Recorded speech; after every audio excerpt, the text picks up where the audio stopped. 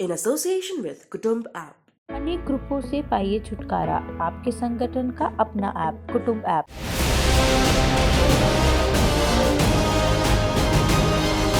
वंदे भारत, आप देख रहे हैं हमारी खास पेशकश परमवीर। आपके साथ मैं हूं सांची त्याग। भारतीय वीरों की शौर्य गाथा पर आधारित हमारी पेशकश में हम उन महान वीरों की बात कर रहे हैं जिन्हें भारत में परम स्थान मिला, जिन्हें हम परमवीर के नाम से जानते हैं।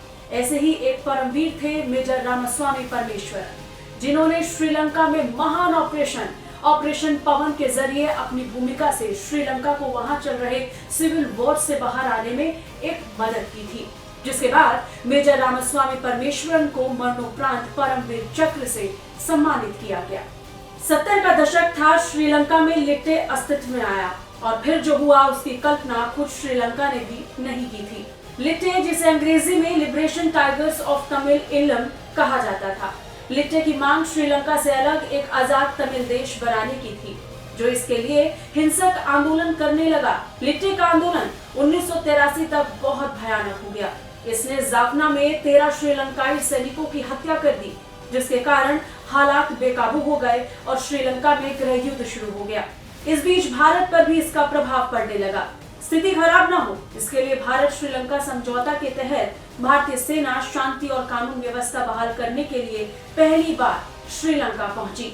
भारतीय सेना ने इस अभियान को ऑपरेशन पवन का नाम दिया। इस पूरे मिशन में भारतीय जवानों ने धैर्य के साथ शांति बहाली की अपनी कोशिशों को जारी रखा। कौन थे मेजर रामास्वामी परमेश्वर?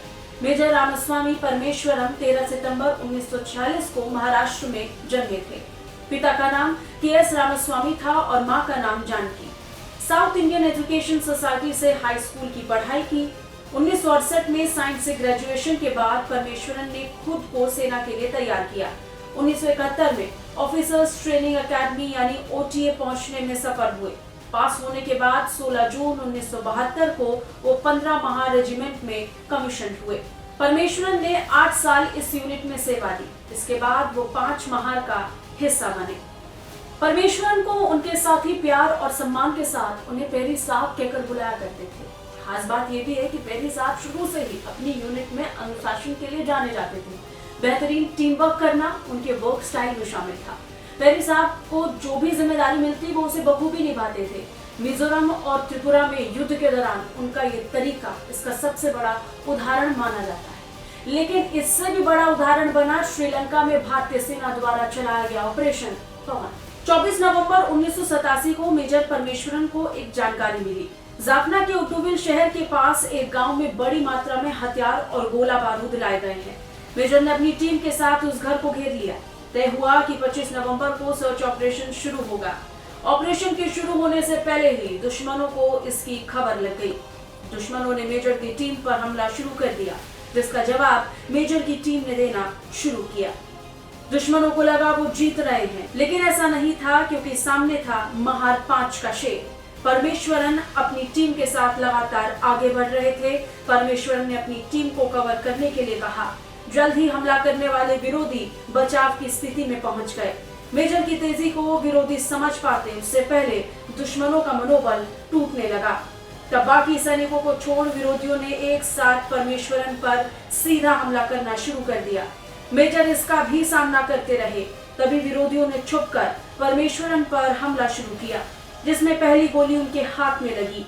वहीं इसके तुरंत बाद दूसरी गोली परमेश्वरन की छाती में लगी।